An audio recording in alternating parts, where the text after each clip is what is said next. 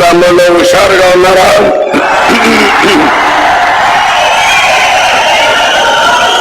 మంచి మధ్యాహ్నం, ఎండలు విపరీతంగా ఉన్నాయి. కానీ మిమ్మల్ని చూస్తా ఉంటే మిమ్మల్ని చూసి ఎండలు భయపడుతున్నాయి తప్ప ఎండకు మీరు భయపడడం లేదు. ఈరోజు 3 పార్టీలు కలిసి ధర్మవరంలో మీటింగ్ పెడితే ధర్మవరం దద్దరిల్లింది.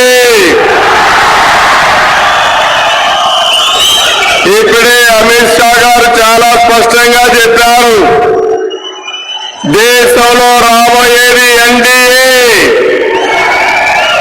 కాబోయే ప్రధానమంత్రి నరేంద్ర మోడీజీ. ఎవరికైనా అనుమానం ఉందా? తమ్ముళ్ళు అడుగుతున్నా, గట్టిగా చప్పట్లు కొట్టి అభినందించండి. అదే మరిగా మన రాష్ట్రంలో జరిగేది ధర్మ పోరాటం. ధర్మాన్ని గెలిపించడానికి సిద్ధంగా ఉన్నారా లేదా? మీరు సిద్ధమా? మీరు అందుకని ఈరోజు మీ ముందరకు వచ్చినప్పుడు అమిత్ షా గారు చాలా మందికి అనుమానాలు ఉన్నాయి. ఎందుకు 3 పార్టీలు కలిశాయని చాలా మంది అడిగే పరిస్థితికి వచ్చారు. ఈరోజు అమిత్ షా గారు చాలా స్పష్టమైన సమాధానం ఇచ్చారు. ఈ రాష్ట్రానికి అవసరం ప్రజలు గెలవాలి, రాష్ట్రం నిలదొక్కోవాలి, దుర్మార్గుడి ఇంటికి పంపించాలి. అదే మా కూటమి ధ్యేయమని చాలా స్పష్టంగా అమిత్ షా గారు చెప్పారు. వారిని మనస్ఫూర్తిగా అభినందిస్తున్నాను. ఈ దుర్మార్గుడు ఒకసారి మీరు చూస్తే మన అమరావతిని నాశనం చేశారా లేదా? తమ్ముళ్ళు అడుగుతున్నా. 3 రాజధానులు ముచ్చట పెట్టి 3 ముక్కలాటాడి అసలు రాజధానే లేకుండా చేసిన దుర్మార్గుడు ఈ సైకో జగన్మోహన్ రెడ్డి. ఇప్పుడు అర్థమైందా మీ అందరికీ? మన రాజధాని అమరావతి 4వ తారీఖున మీరు ఓటేసిన తర్వాత అటు కేంద్ర సహకారంతో మళ్లీ అమరావతిని భారతదేశంలో నెంబర్ 1 రాజధానిగా చేసే బాధ్యత మాదని మీ అందరికీ హామీ ఇస్తున్నా. ఒకప్పుడు హైదరాబాద్ అభివృద్ధి చేశాం, అది ఈరోజు తెలంగాణలో ఉంది, అనుభవం ఉంది. మళ్లీ హామీ ఇస్తున్నా మీ అందరికీ, తప్పకుండా అమరావతిని ప్రపంచ పటంలో పెట్టే బాధ్యత ఎన్డీఏది. అటు కేంద్రం ఇటు రాష్ట్రం 2 కలిసి డెవలప్ చేస్తామని చెప్పి తెలియజేస్తున్నా. రెండో విషయం మీరు చూశారు, అమిత్ షా గారు చాలా స్పష్టంగా చెప్పారు, మేము అమరావతికి కట్టుబడి ఉన్నామని చెప్పారు. ఇప్పుడు అడుగుతున్న ఈ యొక్క సైకో జగన్ని ఏ ముఖం పెట్టుకొని తిరుగుతామని అడుగుతున్నా. అంటే మన ఆశల్ని సర్వనాశనం చేసిన వ్యక్తి ఈ సైకో జగన్మోహన్ రెడ్డి. నేను అడుగుతున్న తమ్ముల్ని, నేను అడుగుతున్న ఆడబిడ్డల్ని, ఈరోజు మీరు ఆలోచించండి. 10 ఏళ్ల తర్వాత మీ రాజధాని ఏదంటే రాజధాని పేరు చెప్పలేని దౌర్భాగ్య స్థితికి మనం వచ్చేసాం. అందుకే ఈరోజు మనందరం కూడా ఆలోచించుకుని మళ్లీ అమరావతి నిర్మాణం కోసం ఎన్డీఏ కోటేమని ఇక్కడ నిలబడిన అభ్యర్థులు ఒక పక్క సత్యకుమార్, ఇంకో పక్క పార్థ సారథి. ఆ విషయం కూడా నేను లాస్ట్ లో మీతో మాట్లాడతాను. ఇంకో పక్క మీరు ఒకసారి చూస్తే ఈరోజు రాష్ట్రంలో పోలవరం మీద ఒక నిర్దిష్టమైన హామీ చెప్పారు. మొన్ననే ప్రధానమంత్రి గారు మీడియా ఇంటర్వ్యూ ఇచ్చినప్పుడు మేము పోలవరానికి కట్టుబడి ఉన్నాం, పోలవరాన్ని పూర్తి చేస్తామని చాలా స్పష్టంగా చెప్పారు. ఇప్పుడే అమిత్ షా గారు మాట్లాడినప్పుడు అవినీతికి పాల్పడి పోలవరం డిలే అయింది, మళ్ళీ దీన్ని పూర్తి చేసే బాధ్యత మాదని చాలా స్పష్టంగా హామీ ఇచ్చాడు. తమను ఇక్కడుండే మీరందరూ గుర్తుపెట్టుకోవాలి. మళ్ళీ పోలవరం పూర్తయి హంద్రీ నీవా పూర్తి చేసి ప్రతి ఎకరాకు ఈ అనంతపురంలో నీళ్లిచ్చే బాధ్యత మాదని మీ అందరికీ హామీ ఇస్తున్నా. ఈరోజు ఒక్క విషయం ఆలోచించండి.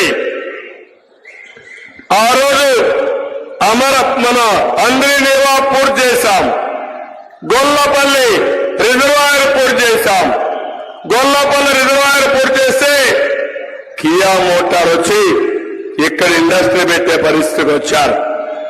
అదే గాని నీళ్లు కానొచ్చుంటే ప్రతి ఎకరాకు నీళ్లు ఇస్తే ప్రతి ప్రాంతానికి నీళ్లు ఇస్తే పోతే అనంతపురం జిల్లా బ్రహ్మాండంగా ముందుకెళ్లేది. అలాంటి ప్రాజెక్ట్ ని గోదావరిలో కలిపేసిన దుర్మార్గుడు ఈ సైకో జగన్ అని చెప్పి కూడా నేను మీకు తెలియజేస్తున్నా. నేను అడుగుతున్నా, రాయలసీమలో మేము అడిగాం, సమాధానం చెప్పలేదు. ఈరోజు బాధ్యత కలిగినటువంటి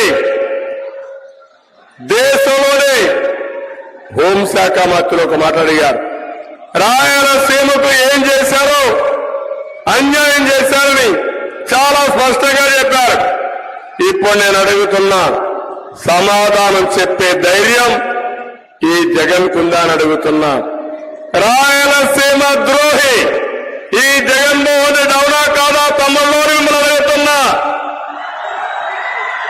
5 ఏళ్లలో ఒక్క ప్రాజెక్టు ₹1 ఖర్చు పెట్టారా మీ ఊళ్ళో? అనంతపురంలో పెట్టారా అని అడుగుతున్నా. కొద్దిగా వాల్యూమ్ పెంచా, కొద్దిగా వాల్యూమ్ పెంచు.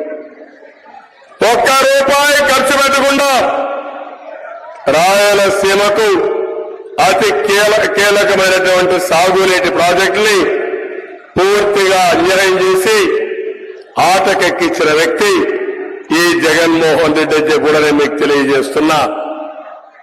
ఇంకొక మీరు చూస్తే పోలవరం పూర్తి చేస్తాం, నదుల అనుసంధానం చేస్తాం, గోదావరి నుంచి మిగులు జలాల్ని చివరి భూముల వరకు తీసుకొచ్చే బాధ్యత మేము తీసుకుంటామని చెప్పి కూడా నేను మీకు తెలియజేసుకుంటున్నాను. ఇప్పుడే మోడీ గ్యారంటీ కింద ఏమేమి ఇస్తున్నామో చాలా స్పష్టంగా అమిత్ షా గారు చెప్పారు. అదే సమయంలో మనం కూడా ప్రజాగళం కింద ప్రజా మేనిఫెస్టో ఇచ్చాం, సూపర్ 6 ఇచ్చాం. ఈ రెండు కలుపుకుంటే ఈ రాష్ట్రానికి ప్రజలకు ఎంతో ఉపయోగపడుతుంది. ఆ విషయం కూడా మీరు గుర్తుపెట్టుకోవాల్సిన అవసరం ఉంది. ఈరోజు నేను ఒక మాట చెప్పాను, ఏ విధంగా భవిష్యత్తులో అనుసంధానం చేస్తామో ఒక్క ఉదాహరణ మహిళలు. ఈరోజు మీరు ఒక్కసారి చూస్తే ఎప్పుడో డాక్రా సంఘాలు పెట్టాం. ఈరోజు ఆ డాక్రా సంఘాలని నరేంద్ర మోడీ గారు 3 కోట్ల మందిని లక్షాధికారులు చేసి ఎన్నికల మేనిఫెస్టో ఆయన మోడీ గ్యారంటీ కింద ఇచ్చారు. మన దగ్గర ఎక్కువ మంది మహిళల్ని లక్షాధికారులు చేసుకునే అవకాశం ఉంది. రెండోది ఎప్పటి నుంచే పోరాడుతున్నాం, చట్టసభల్లో మహిళలకు 33% రిజర్వేషన్ రావాలని. ఆ కళ ఈరోజు సాఫల్యం అవుతా ఉంది. ఈ రెండే కాకుండా ఇక్కడికి వచ్చినప్పుడు మనం క్లియర్ గా మహాశక్తి కింద ప్రతి ఒక్క మహిళకి ₹1,500 నెలకు, అంటే సంవత్సరానికి 18,000, 5 ఏళ్లలో ₹90,000 ప్రతి మహిళకి ఇస్తాం. ఇంట్లో ముగ్గురుంటే 2,70,000 వాళ్ళ ఇంటికి చేరే పరిస్థితి వస్తుంది. ఇంకో పక్క తల్లికి వందనం కింద ఒక బెడ్ ఉంటే 15,000, ఇద్దరుంటే 30,000, ముగ్గురుంటే 45,000. అందరి పిల్లల్ని చదివించే బాధ్యత తెలుగుదేశం తీసుకుంటామని చెప్పి కూడా నేను మీకు తెలియజేస్తున్నాను. కోటలు తీసుకుంటుందని చెప్పి కూడా నేను మీకు హామీ ఇస్తున్నా. ఇదే కాకుండా ఈరోజు మూడోది చూస్తే దీపం కింద 3 గ్యాస్ సిలిండర్లు ఉచితంగా ఇస్తాం. 3 గ్యాస్ సిలిండర్ల వల్ల పేదవాళ్ళందరూ మళ్ళా గ్యాస్ వాడుకునే పరిస్థితికి వస్తారు. ఇవే కాకుండా ఆర్టీసీల్లో ఉచిత ప్రయాణ సౌకర్యం ఏర్పాటు చేస్తాం. అటు కేంద్రం ఇటు రాష్ట్రం ఇచ్చే ఎన్నికల మేనిఫెస్టో వల్ల మహిళలకు ఎనలేని ప్రయోజనం వస్తుంది. ఈ విషయం మీరు గుర్తుపెట్టుకోవాల్సిన అవసరం ఉంది. సమర్థవంతమైన నాయకత్వం ఉంటే, కేంద్ర సహకారం తీసుకుంటే మన మహిళలకు గాని సమాజానికి గాని చాలా మంచి జరిగే పరిస్థితి వస్తుంది. ఈ విషయంలో మీరందరూ కూడా ప్రజల్లోకి తీసుకుపోవాల్సిన అవసరం ఉంది. రెండోది గుర్తుపెట్టుకోవాలి, ఈరోజు కేంద్రం యువత కోసం పనిచేస్తా ఉంది. ఇక్కడ పెట్టుబడులు తరివేశాడు. ₹1 పెట్టుబడి రాలేదు, డిఎస్సి పెట్టలేదు. అందుకే యువగలం కింద ఒక హామీ ఇచ్చాను. తెలుగుదేశం వస్తానే, కూటమి వస్తానే మొదటి సంతకం మెగా డిఎస్సికే పెడతామని మీ అందరికీ హామీ ఇస్తున్నా. ఇది కాకుండా 20 లక్షల ఉద్యోగాలు 5 ఏళ్లలో ప్రతి సంవత్సరం 4 లక్షల ఉద్యోగాలు క్రియేట్ చేసే బాధ్యత మాది. ఉద్యోగం వచ్చే వరకు ₹3,000 నిరుద్యోగ భృతి ఇస్తామని చెప్పి కూడా నేను మీకు తెలియజేస్తున్నా. ఈరోజు దీనివల్ల నిర్వీర్యమైనటువంటి యువత వాళ్ళ భవిష్యత్తు బంగారు భవిష్యత్తు అవుతుంది. అదే మరి పబ్లిక్ సర్వీస్ కమిషన్ల పరీక్షలు పెడతాం. ఇవి కాకుండా పెట్టుబడులు వస్తాయి. పెట్టుబడులు వస్తే ప్రైవేట్ ఉద్యోగాలు వస్తాయి. దీనివల్ల మన యువత వేరే రాష్ట్రాలకు వేరే దేశాలకు పోయే పని లేకుండా ఇక్కడనే పనిచేసుకునే పరిస్థితికి వస్తారు. అదే మరిగా ఈరోజు మీరు చూస్తే కేంద్రం ₹6,000 రైతుకు ఆర్థిక సహాయం చేస్తున్నారు. ఒక ప్రణాళిక పెట్టారు, గిట్టుబాటు ధర ఇచ్చారు. నేను అడుగుతున్నా, ఈ రాష్ట్రంలో గిట్టుబాటు ధర వచ్చిందా అని అడుగుతున్నా. ఎక్కడా రైతుకు గిట్టుబాటు ధర రాలేదు. వాళ్ళు 6,000 ఇస్తే ఈయన 12,500 హామీ ఇచ్చి ఇచ్చింది 7,500 ఇచ్చి ఎక్కడికక్కడ కేంద్రం ఇచ్చిన డబ్బులు కూడా ఈయన అకౌంట్లో పెట్టుకొని రైతుల్ని మోసం చేసిన దుర్మార్గుడు ఈ జగన్మోహన్ రెడ్డి. అందుకే నేను ఇప్పుడు ఒక నిర్దిష్టమైన హామీ ఇస్తున్నాం. కేంద్రం ఇచ్చే డబ్బులు, రాష్ట్రం ఇచ్చే డబ్బులు మీరు చూస్తే ప్రతి రైతుకు మినిమం ₹20,000 కంటే పైన మీ అకౌంట్లకు వస్తాయి. అది చేసే బాధ్యత మాది. సాగునీటి ప్రాజెక్టులు పూర్తి చేస్తాం. ఇంకో పక్క కేంద్రం ఇచ్చే 6,000, రాష్ట్రం ₹20,000 ప్రతి రైతుకి ఇచ్చి మీ రుణం తీర్చుకుంటామని మీ అందరికీ హామీ ఇస్తున్నాను. ఇదే కాకుండా రైతులను రాజుగా చేసే బాధ్యత మాది. మళ్ళా బిందు సేద్యం తీసుకొస్తాం, తుంపర్ల సేద్యం తీసుకొస్తాం. 90% సబ్సిడీతో అనంతపూర్ని ఒక హార్టికల్చర్ హబ్ గా తయారు చేసే బాధ్యత మాదని మీ అందరికీ తెలియజేస్తున్నా. ఇదే కాకుండా ఈరోజు మీరు ఒక్కసారి గుర్తుపెట్టుకుంటే పెన్షన్ మీరొక్క వృద్ధులు గాని వికలాంగులు గాని అందరూ ఆలోచించుకోవాలి. మొట్టమొదటిసారిగా పింఛన్ పెట్టింది గౌరవనీయులు నందమూరి తారక రామారావు గారు. ఆ తర్వాత 2014లో 200 పింఛన్ని 2,000 చేసిన పార్టీ తెలుగుదేశం. అవునా కాదా అని మిమ్మల్ని అడుగుతున్నా. ఈ రోజు నేను చెప్పాను, ₹3,000 పింఛన్ని ₹4,000 చేస్తామని, అది కూడా ఏప్రిల్ నుంచి ఇస్తామని. జూన్లో అధికారానికి వస్తే జూలై 1వ తారీఖున పాత బకాయిలు కలిపి ప్రతి ఒక్కరికి ₹7,000 పింఛన్ వస్తుంది. వికలాంగులకి, దివ్యాంగులకి 4,000 నుంచి 6,000 చేస్తున్నాం. అంటే 6,000 ఆ నెలలో వస్తే, బకాయిలు కలిపి 6,000 వస్తే 12,000 రూపాయలు ఒక నెలలో దివ్యాంగులకు వస్తుంది. ఇది పేదవాళ్ళ పైన మాకుండే కమిట్మెంట్. ఎవరైతే కొంతమంది చేతులు లేకుండా కాళ్ళు లేకుండా అవస్థపడుతున్నారు, వాళ్ళ ఇంట్లో వాళ్ళు చాలా ఇబ్బంది పడుతున్నారు, అలాంటి వారికి 15,000 రూపాయల నెలకు పింఛన్ ఇచ్చే ఏర్పాట్లు మేము చేస్తామని కూడా మీకు అందరికీ హామీ ఇస్తున్నా. నేను అడుగుతున్నా, ఈరోజు ఎవరైతే సైకో జగన్ ఉన్నాడో ఏమైనా పెంచాడా తమ్ముళ్ళు అని అడుగుతున్నా, పెంచే ఆలోచన చేశాడా అని మిమ్మల్ని అడుగుతున్నా, పెంచుతాడా అని మిమ్మల్ని అడుగుతున్నా. కానీ శవ రాజకీయాలు చేస్తున్నాడు. పండు కాకుల్లాంటి వృద్ధుల్ని పొట్టన పెట్టుకుంటున్నాడు. పోయిన నెల మీరు చూశారు, పెన్షన్లు ఇవ్వాల్సింది ఇంటి దగ్గర. ఈరోజు 1,50,000 మంది సచివాలయ ఉద్యోగస్తులున్నారు. వాళ్ళు అనుకుంటే 40 మందికి 2 రోజుల్లో పింఛన్ ఇచ్చే అవకాశం ఉంది. పింఛన్ ఇవ్వకుండా సచివాలయం రప్పించి తిప్పి 33 మందిని చంపేశారు. మేము ఆ రోజు చెప్పాం, ఇది ప్రభుత్వ హత్య. చనిపోయిన వాళ్ళకి 10 లక్షల రూపాయలు ఎక్స్గ్రేష్ అయ్యమని డిమాండ్ చేశాం. ఇంకా ఇవ్వాల. ఈ ప్రభుత్వం పైన కేసులు కూడా పెట్టాలి.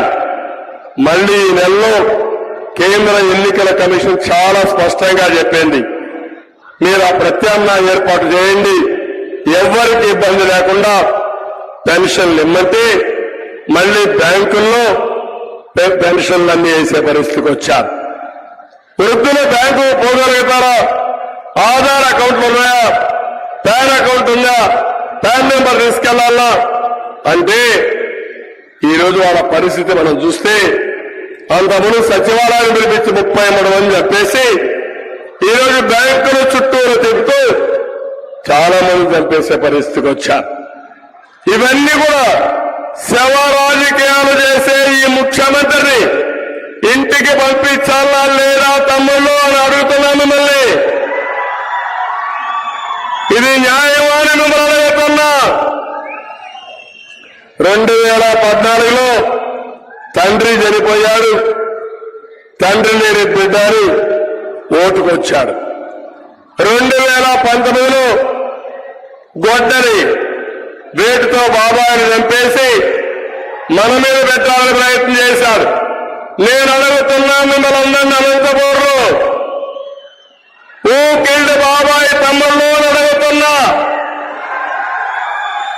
ఎవరు చంపారని అడుగుతున్నా. ఇప్పుడు తిరిగి ఎవరైతే బాధితులున్నారో వాళ్లే నిందితులుగా చేసే పరిస్థితికి వచ్చాడు. అంటే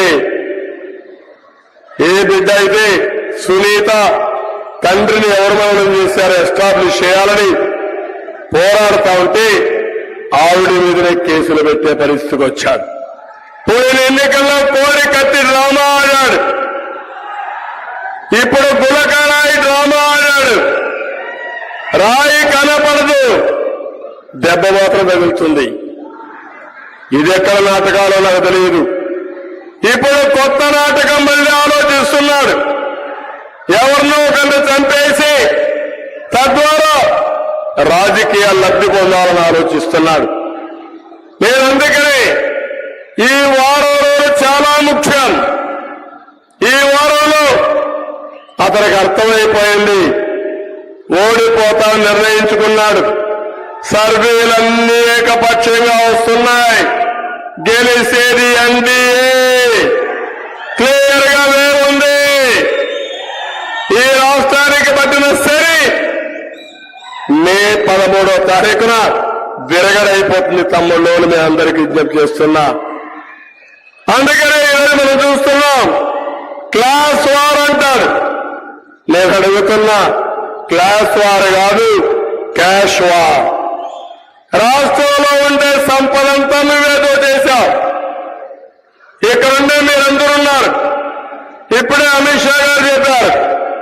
బిగ్గెస్ట్ స్కామ్ లిక్కర్ స్కామ్. ఒకప్పుడు 60 రూపాయల క్వార్టర్ బాటిల్, తమ్ముళ్ళు ఇప్పుడు ఎంత క్వార్టర్ బాటిల్? 200. అవునా కాదా? 140 రూపాయలు ఎవరికి పోతుంది? కర్ణాటకలో ఉండే బ్రాండ్లు ఇక్కడ ఉన్నాయా? తెలంగాణలో ఉండే బ్రాండ్ ఎక్కడ ఉందా? ఇక్కడ జే బ్రాండ్ ఉంది. జగ్గుబాయ్ బ్రాండ్ ఎక్కడ? మ్యానుఫ్యాక్చరింగ్ ఆయనే, హోల్సేల్ డిస్ట్రిబ్యూషన్ ఆయనే, కడాన షాపుల్లో కూడా ఆయన మనుషులే. ఏ తమ్ముళ్ళు ఏ షాపులో అయినా ఆన్లైన్ పేమెంట్స్ ఉన్నాయా? బజార్లో మారుమూల చాయ్ వాళ్ళ టీ కొట్లో కూడా ఆన్లైన్ పేమెంట్స్ ఉంటే ఈయన మాత్రం డబ్బులే పే చేయాలి. దాంట్లో ఈయన కమిషన్ సాయంత్రం అయితే తాడేపల్లి కొంపకి వెళ్లాల్సిన అవసరం ఉంది. నేను అడుగుతున్నా ఇక్కడ వాళ్ళందరికీ, ఇసుక వస్తా ఉందా తమ్ముళ్ళు? మిమ్మల్ని అడుగుతున్నా. తెలుగుదేశం ఉన్నప్పుడు 1000 రూపాయలు ఒక ట్రాక్టర్కి వచ్చిందా లేదా అని అడుగుతున్నా. ఈరోజు 5000 రూపాయలు అయిపోయింది. మళ్ళీ హామీ ఇస్తున్నా. దాచుకున్నాడు. భవిష్యత్తులో మీకు ఇచ్చే హామీ ఉచిత ఇసుక ఇచ్చే విధానానికి శ్రీకారం చుడతాం. మే 13 తర్వాత ఏ ఊర్లో ఇసుక మీరే తీసుకుపోయే స్వేచ్ఛ మీకు ఇస్తున్నాను.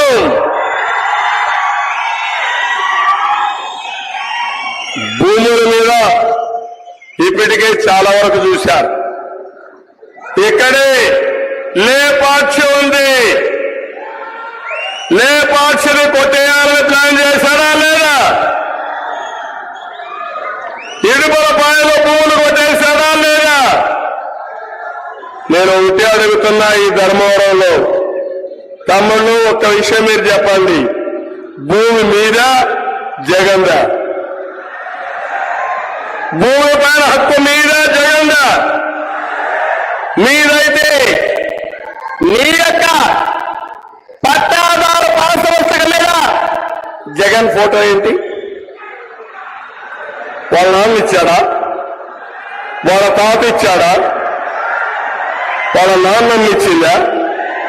వాళ్ళ అమ్మమ్మ ఇచ్చిందా? లేకుంటే వాళ్ళ అమ్మమ్మ ఊడిచ్చాడా? లేకుంటే వాళ్ళ అమ్మమ్మ ఊడిచ్చాడా?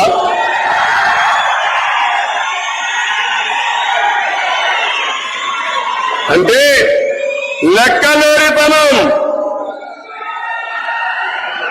నీ ఫోటో మేము చూడాలి. ఒక సైకు గొడ్డలేస్తే కూడా బాగుంటుంది. గొడ్డలు పట్టుకొని రా, ఆ ఫోటో చూసి భయపడతాం. ఆ రోజులు అయిపోయినాయి. ఏం తమ్ముళ్ళు పిరికితనం ఉందా మీకు? భయం ఉందా మీకు? ఎంతంటే అరాచకం అంటే నేను 45 సంవత్సరాలు ఎప్పుడు చూడలా. ఇప్పుడు మీ వ్యక్తిగత భూమి పైన టెండర్ పెట్టాడు, కొత్త చట్టం తీసుకొచ్చాడు. నిన్న మొన్న మీరు చూశారు, మొత్తం భూములన్నీ ఆన్లైన్ లో ఉంటాయంట. అది కూడా ప్రైవేట్ కంపెనీ అకౌంట్ లో ఉంటాయంట. మీరు ఎవరైనా అమ్ముకోవాలంటే జగన్మోహన్ రెడ్డి పర్మిషన్ కావాలి. అంటే 10-1 లేదు, అడంగల్ లేదు, పట్టవారు పాస్ పుస్తకం లేదు. మీకు జిరాక్స్ కాపీ ఇస్తారంట. ఆ జిరాక్స్ కాపీ ముడ్డు చూసుకోవడానికి పనికి వస్తుందా తమ్ముళ్ళు అడుగుతున్నా. అంటే మనలందరినీ బానిసలు అనుకుంటున్నారు. ఒక్కొక్కరు ఒక్కొక్క దెబ్బ కొడితే రేపు ఎన్నికల్లో గోబర్ గుయ్యాలి.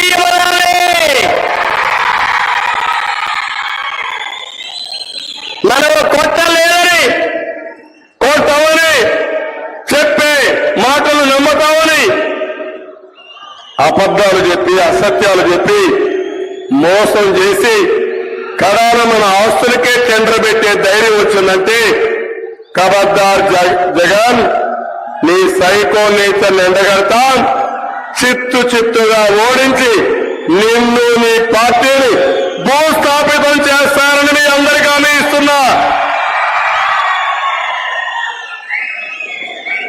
అందుకే ఈరోజు ఇక్కడికి వచ్చినప్పుడు చేనేత కార్మికులు ఉన్నారు. బీసీ డిక్లరేషన్ ఇచ్చాం. 5 ఏళ్లలో 1,50,000 కోట్లు ఖర్చు పెడతాం. ఆదరణకు 5,000 కోట్లు సంవత్సరానికి ఖర్చు పెడతాం. స్వయం ఉపాధికి 10,000 కోట్లు ఖర్చు పెడతాం. ఎప్పుడూ తెలుగుదేశం పార్టీకి కంచుకోట వెనుకబడిన వర్గాలు. ధర్మవరం తెలుగుదేశం పార్టీకి ఎప్పుడు ఆరాధించారు, అభిమానించారు. ఇక్కడ చేనేత కార్మికులు ఉన్నారు, మిగిలిన బీసీలు కూడా ఉన్నారు. నేను ఒకటే హామీ ఇస్తున్నా, చేనేత పరిశ్రమని ప్రోత్సహించడానికి మీరు జీఎస్టీ కడితే తిరిగి మీకు ఇచ్చే బాధ్యత మాది. ఇది కాకుండా చేనేత కార్మికులకి సంవత్సరానికి 24,000 మీ అకౌంట్ లో వేస్తామని చెప్పి నేను మీకు తెలియజేస్తున్నా.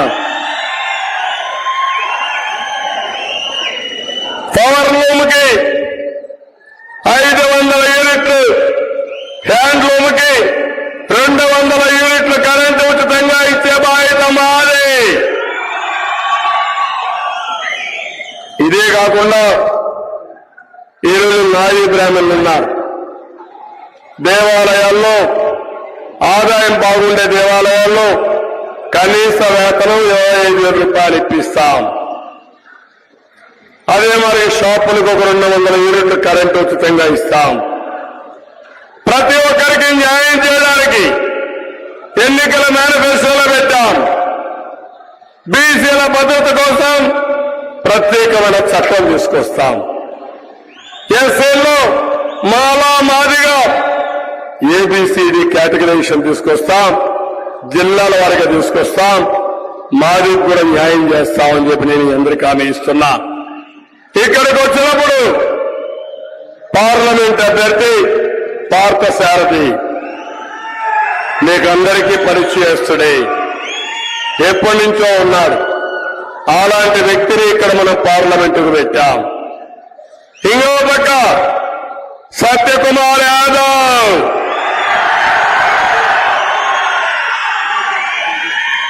భారతీయ జనతా పార్టీ సమర్థవంతుడు.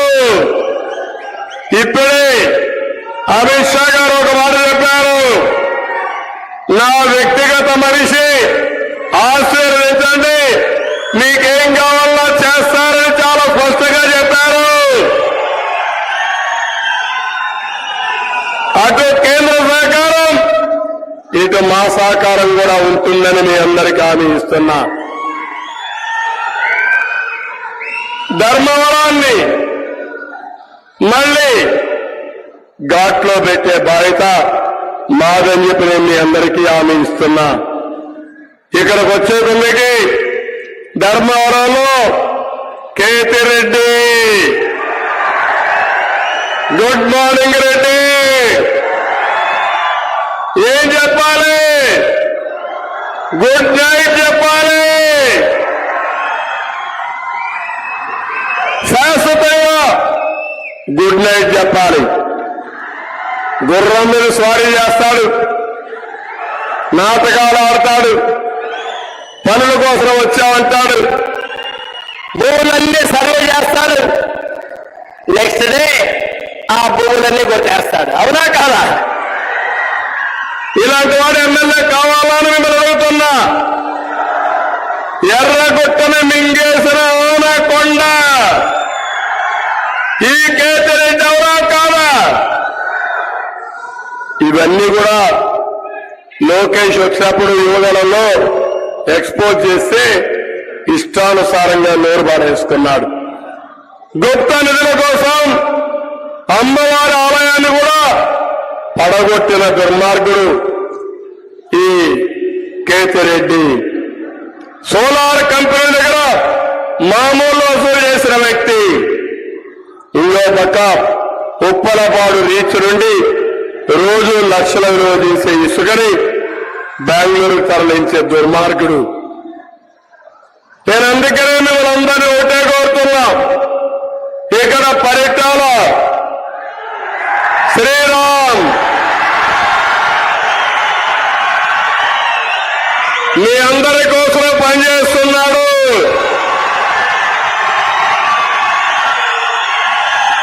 పొత్తులో ధర్మంగా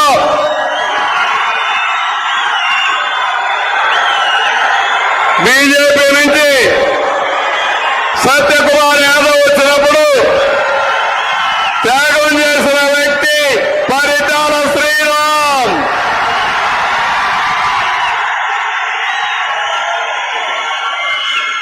తప్పకుండా పరిటాల శ్రీరామును గుర్తుపెట్టుకుంటానని మీ అందరికీ హామీ ఇస్తున్నా.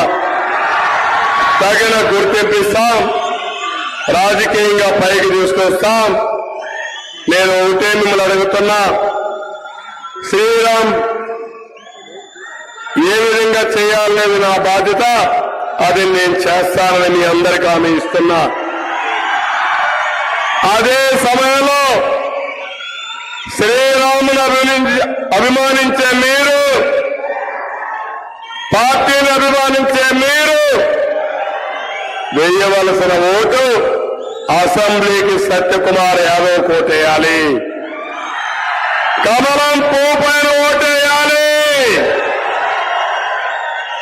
సత్యకుమార్ యాదవ్ గెలుపు మనందరి గెలుపు. ఇది 3 పార్టీల విజయం. ఏం తమ్ముడు సిద్ధమాని మనం అడుగుతున్నా. అందుకే ఈరోజు ఇక్కడికి వచ్చినప్పుడు కూడా చేనేత మౌలిక వస్తువులతో కూడినటువంటి కామన్ వర్కింగ్ షెడ్లు కావాలన్నారు. ఏర్పాటు చేస్తాం. టిడ్కో ఇళ్లు కట్టాం. ఇప్పుడే అమిత్ షా గారు మాట్లాడినప్పుడు 4 కోట్ల ఇళ్లు కడతామని చెప్పి హామీ ఇచ్చారు. తప్పకుండా ఇవన్నీ వస్తాయి. ఇమ్మీడియట్ గా టిడ్కో ఇళ్లన్నీ పూర్తి చేసి ఉచితంగా మీకు హ్యాండ్ ఓవర్ చేసే బాధ్యత మాదని మీ అందరికీ హామీ ఇస్తున్నా. జిల్లేడు బండ ప్రాజెక్ట్ ని నిర్వాసితులకి పరిహారం చెల్లించాలి, చెల్లిస్తాం. చిత్రావతి నదికి ఆనుకుని ఉన్న పొలాల్లో ఆక్రమంగా ఇసుక తవ్వకాలు జరుగుతున్నాయి. అవన్నీ అరికడతామని చెప్పి మీ అందరికీ హామీ ఇస్తున్నా. అందుకే ఈరోజు ఒక బ్రహ్మాండమైన మీటింగ్, ఇది ఒక చరిత్రాత్మకమైన మీటింగ్. ఎందుకంటే అమిత్ షా గారు ఇక్కడికి రావడం, పొత్తుల్లో ధర్మంగా ప్రచారం చేయడమే కాకుండా రాష్ట్రానికి ఏం చేయబోతున్నారో చాలా స్పష్టత ఇచ్చిన వ్యక్తి అమిత్ షా గారు. వారిని కూడా మనస్ఫూర్తిగా అభినందిస్తూ రాబోయే రోజులు అన్ని మంచి రోజులే, మంచి శకునాలే. గెలుపు మనది, ఎన్డీఏదే గెలుపు. ఇంకా మనం చేయాల్సింది స్వేరింగ్ ఇన్ సెరమనీకి ముహూర్తం పెట్టుకోవడమే. అంత నమ్మకంతో ఉన్నా, అవునా కాదా? అంత అవసరం కూడా అవునా కాదా? సిద్ధంగా ఉండండి. 10 రోజులు ఏమారద్దండి. ఇతను మామూలు వ్యక్తి కాదు, మారీచుడు. మాయవేషాల్లో వస్తాడు, దౌర్జన్యాలు చేస్తాడు, కుట్రలు కుతంత్రాలు చేస్తాడు.